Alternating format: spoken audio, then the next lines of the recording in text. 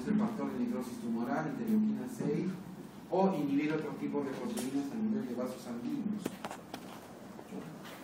Y estos fueron los puntos de acción, ¿no? La talidomida, por ejemplo, en el punto número 1, inhibición del factor de crecimiento angiogénico, ¿no? Y del factor de crecimiento de fibroblastos, ¿no? Inhibición de la interleuquina 6, del factor de necrosis tumoral, inducción de interleuquina 2 e interferón, que son antineoplásicos. Entonces, la talidomida pues comenzó a dar muy buenos resultados. Y ahora en el mundo es raro no encontrar una persona con mieloma que no esté tomando talidomida o algún análogo similar a la talidomida. Ahora después de la talidomida salió otro que se llama lenalidomida, y así después hay varios más que han salido, ¿no? Sin embargo, la talidomida tiene un efecto muy importante. Puede producir trombosis, pues es importante dar profilaxis a los pacientes con talidomida, sea con aspirina o con warfarina, ¿no? Y el otro problema es la neuropatía periférica, que muchas veces es muy marcado en este tipo de pacientes. Después salió otro producto, y también ahora ya está casi en todos los regímenes de tratamiento, como primera línea, el bortezomib, que es un inhibidor del proteasoma. Hay una molécula que se llama proteasoma, SX6, que inhibe la apoptosis. Y si inhibe la apoptosis, obviamente va a permitir que esa célula siga viviendo en forma indiscriminada, ¿no? Entonces, se llegó a descubrir una molécula capaz de inhibir al proteasoma, ¿no? Y por lo tanto, restablecer la apoptosis en este tipo de pacientes.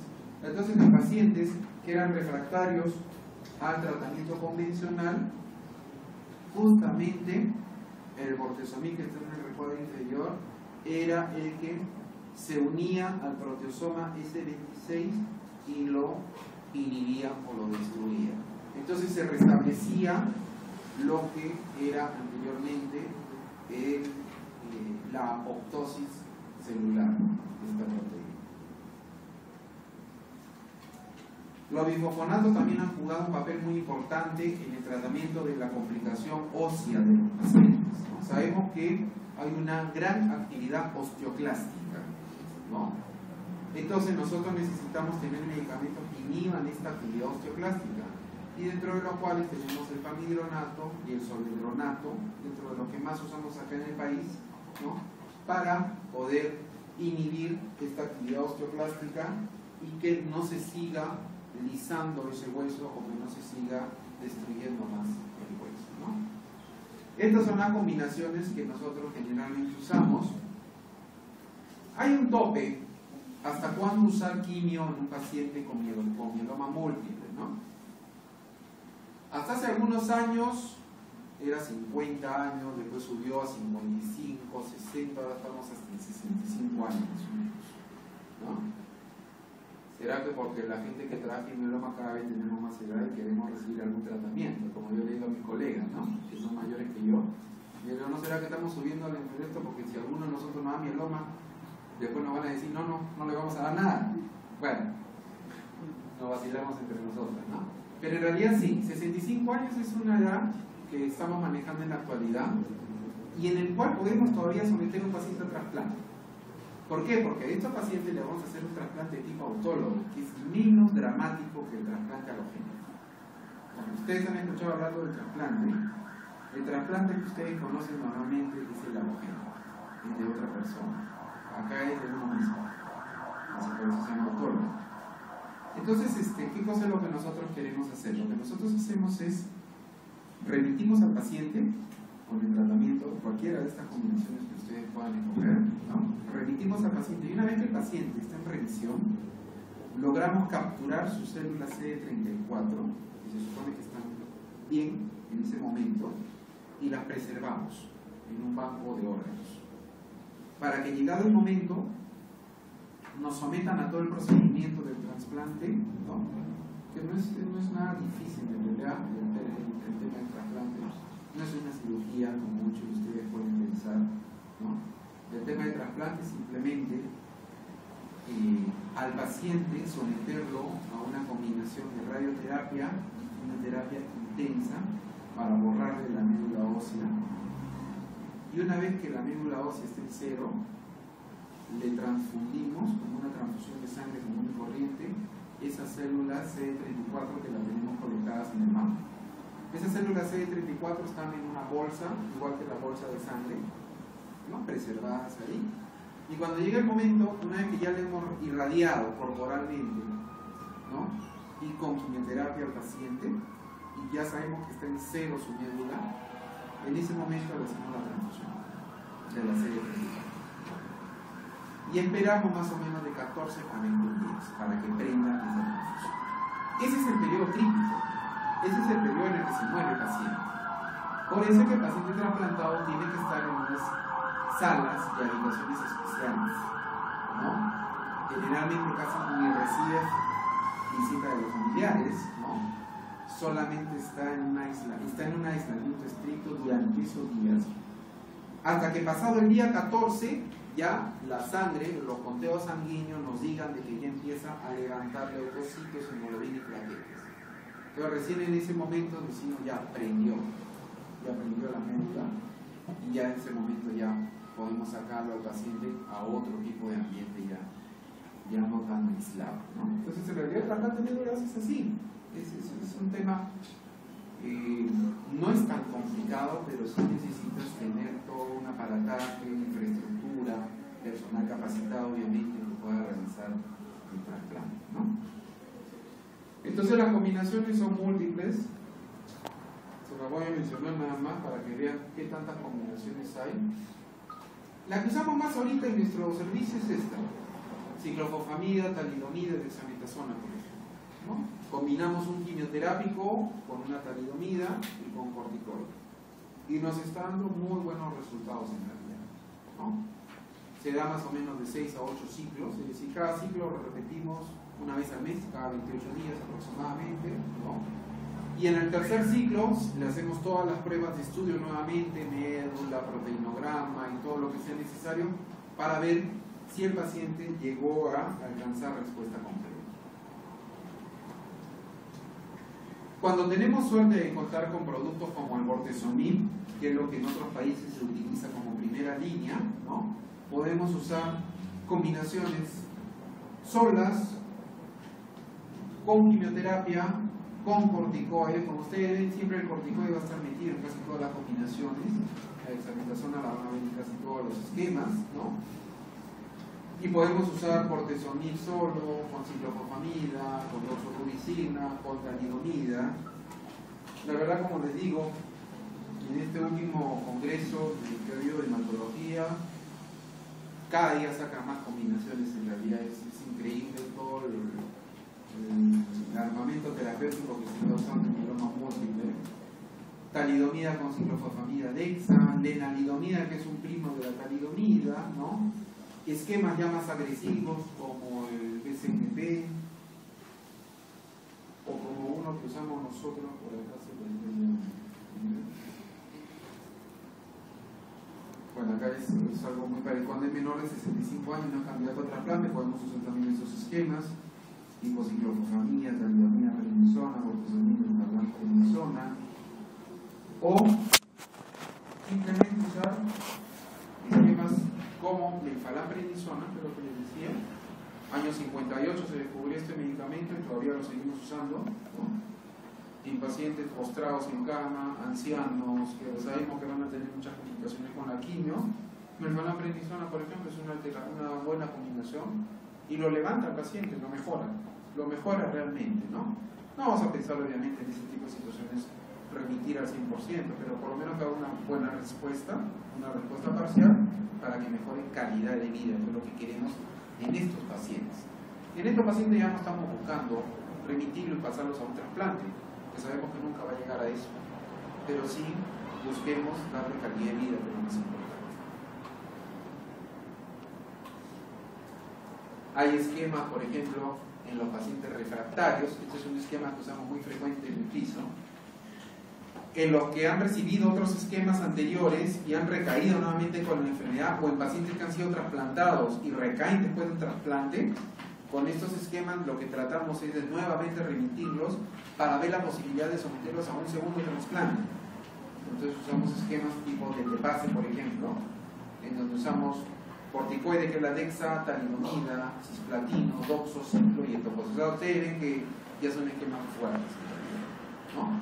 Son esquemas en donde uno tiene que hablarle bien al paciente y a la familia y decirle todas las complicaciones que pueden haber. Porque ya estos son esquemas quimioterápicos bastante intensos y el paciente lamentablemente puede fallecer como complicación de este tipo de tratamiento y fallece, ¿no? Trasplante de médula ósea, entonces, hasta ahorita estamos en los 65 años, ¿no?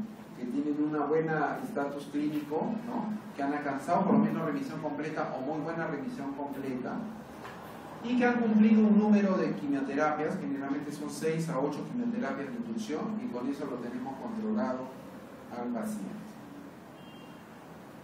Y la radioterapia que queda limitada básicamente a puntos muy específicos. Fracturas patológicas, a veces el paciente viene gritando de dolor por la fractura patológica o por las lesiones osteolíticas que tiene en la columna, no puede ni moverse. Entonces, estos pacientes que tienen grandes lesiones osteolíticas con riesgo de fractura o que tienen compresión medular, es tal el tumor que tiene a nivel medular de que comprime la médula y le provoca un dolor que ningún agente analgésico es capaz de calmarlo. Entonces la radioterapia es limitada. La radioterapia lo que hace es disminuir la masa tumoral. Al disminuir la masa tumoral, esa médula se descomprime, ¿no? Y obviamente mejora mucho la parte. Entonces, estas son las indicaciones, ¿no? Glaucoma sociosanitario, fractura patológica, grandes lesiones osteolíticas con riesgo de fractura, compresiones medulares establecidas, grandes masas paravertebrales con riesgo de compresión o lesiones dolorosas que no responden a la analgesia ni quimioterapia. Lamentablemente, tenemos muchos casos de pacientes que ya llegan con una compresión medular ya tan establecida que ya hay daño neurológico permanente. Muchas veces ya quedan parapléjicos, ¿no? Y ya no hay recuperación en ese momento. Definitivamente ya todo depende también en qué momento llegue el paciente. A veces el paciente llega en una situación en la que ya no podemos hacer nada desde el punto de vista neurológico, por ejemplo, ¿no? Sí podemos aliviar el dolor con la radioterapia, pero eso no quiere decir que el paciente pueda volver a caminar. Muchas veces queda ya postrado en cama por el resto de su vida. Y es lo más triste, ¿no? Lo más triste es diagnosticar a un paciente con este tipo de enfermedades que lleguen en esas condiciones, ¿no? Postrado, parapléjico, con insuficiencia renal, que ya está sometido a diálisis. Esos son los pacientes más complicados en realidad, porque tratar este tipo de pacientes implica de que vamos a tener toda una serie de complicaciones, sobre todo de tipo infecciosas. Como son postrados, comienzan a hacer úlceras en región sacra, ¿no? Úlceras por presión, se comienzan a infectar con diferentes gérmenes y muchos de ellos fallecen como consecuencia de sepsis, ¿no? Los efectos secundarios de las principales drogas que se utilizan en la actualidad, o de la más conocida que nosotros tenemos, porque en realidad la lista es enorme, de la talidomida y de la lenalidomida, por ejemplo, el tema de la neuropatía. Obviamente un paciente con talidomida, sea varón o sea mujer, no puede tener hijos, entonces obviamente no está contraindicado, porque sabemos que la talidomida se retiró del mundo hace más de 40 años, 50, 40, por el tema de la teratogénesis, ¿no?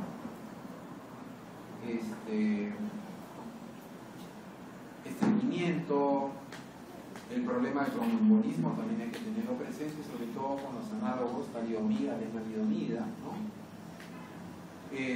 Con el bortezomib vamos a encontrar toda una serie de trastornos a nivel gastrointestinal, ¿no?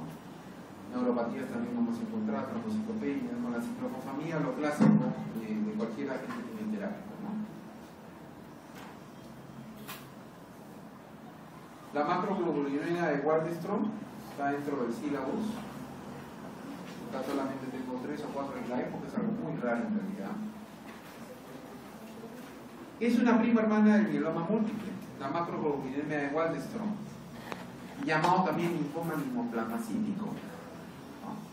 Así como yo les dije que tenemos anormalidades desde el punto de vista clonal que van a provocar proteínas monoclonales de tipo IgG, IgM, IgA, IgE, que todo eso está dentro de lo que es mieloma múltiple. Cuando hay una proteína monoclonal de tipo IgM, está catalogada esta enfermedad como macroglobulinemia de Waldenström. una malignidad linfoide indolente que te va a producir una proteína monoclonal y que puede cursar con diferentes tipos de manifestaciones. El paciente puede venir con anemia, puede venir con ganglios, linfadenopatía, lesiones purpúricas en piel, esplenomegalia importante, una viscosidad sérica muy elevada y por lo tanto también puede tener signos y síntomas neurológicos.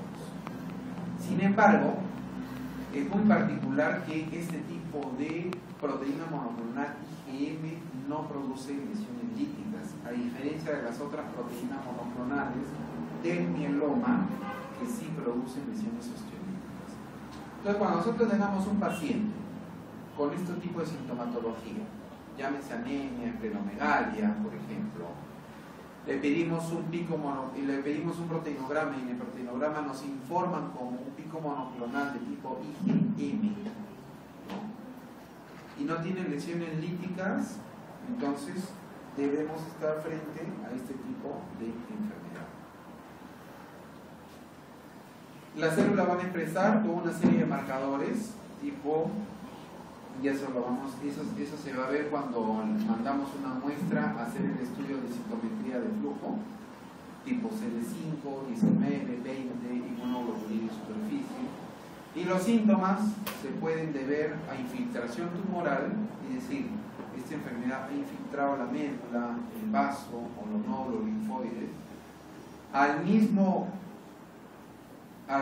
IgM circulante, es decir, esta proteína de tipo monoclonal M circulante, que va a causar hiperviscosidad, va a causar anemia hemolítica por anticuerpos al frío o aglutininas al frío o crioglobulinemia, o también por depósito tisular de inmunoglobulina M, que puede estar depositada en las vainas neuronales y causar neuropatía, o a nivel de glomérulo o a nivel del tejido amiloide.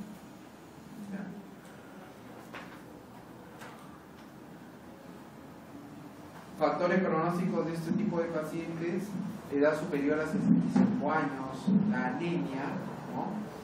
Entonces vamos a tener pacientes con riesgo alto, que tengan estos dos factores, con riesgo intermedio un factor, o que no tengan ninguno de estos riesgos, y depende de eso vamos a tener la probabilidad de sobrevida de estos pacientes. Mientras mayor sea el riesgo, menor sobrevida va a tener el paciente. Cuando los pacientes no tienen síntomas, solo van a requerir observación. Cuando los pacientes tienen cualquiera de estas otras variedades, hemoglobina menos de 10, plaquetas menos de 100.000, adenopatías, organomegalia, neuropatía, etcétera, etcétera, etcétera, van a ser considerados para tratamiento de terapia. ¿Qué se hace en estos pacientes? Es muy parecido al mieloma. Se combinan corticoides con agentes alquilantes, producen más o menos un 50% de respuesta en los pacientes no tratados, con una sobrevida de 5 años aproximadamente. Hay agentes tipo alquilantes como la fluarabina y el cladribine, que son agentes que dan una respuesta más o menos del 75% en los pacientes nuevos o 50% en pacientes que han sido refractarios a otros tipos de tratamiento. El rituximab, que es un anticuerpo monoclonal anti-CD20, también útil cuando nosotros lo combinamos con otros esquemas de quimioterapia, por ejemplo el régimen CHOP o ciclophosphamida de dexametasona, con una respuesta más o menos del 50%, ¿no?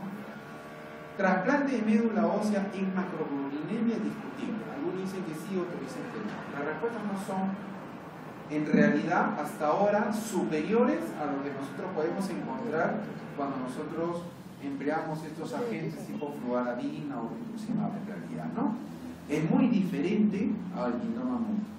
Mientras que en el mieloma múltiple nosotros tratamos de llevar al paciente a un trasplante de médula ósea lo más pronto posible, en este tipo de macroglobulinemia, ¿no? El trasplante de médula es algo bastante discutible.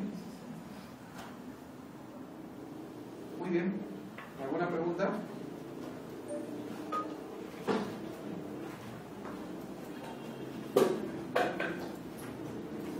Descansamos 5 minutos y entramos a la segunda clase.